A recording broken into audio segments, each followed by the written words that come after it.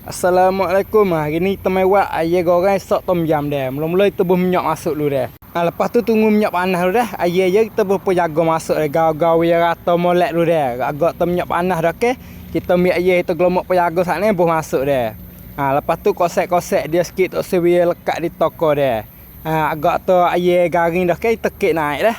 Sejak minyak je dulu. Lepas tu kita main tengok buat sok je pula lagu mana. Mula-mula kita buh sok tom yam dah. Lepas tu buh minyak je tek dah sikit ya.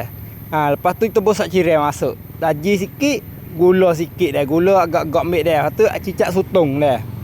Lepas cicak sutung kita buat susu cair masuk dah. Susu cair ni agak-agak juga dah. Lepas tu kita buat telur masuk. Kita kucai-kucai kakak kita pun ni cuma molek dulu dah. Cara tak payah ni style kita ni. Kita buat hak mudah sekali dah ni. Ni setara dah boleh dah ni. Lepas tu kita buat minyak. Kita masak je pula buat sayur masuk dah. Bawang, tomato, cili api tu lah dah. Goreng habis masak sikit kita buat air kita goreng sat ni masuk. Lepas tu bosak kita buat siap dah buh masuk dia. Video panak-panak je tak payah li. Dah. Lepas tu kita goreng dulu sikit. Goreng biar telur dengan kakak tu masak dulu sikit dah. Tak nak goreng derah dia kosek dia. Ni tara ni boleh dah ni. Tu kerecak tengok rasa lah mana. Agak terasa sedap dah kita boleh kek buah pinggir dia.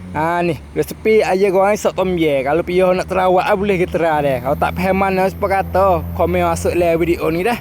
Terima kasih banyak hak tekan like tekan share dia.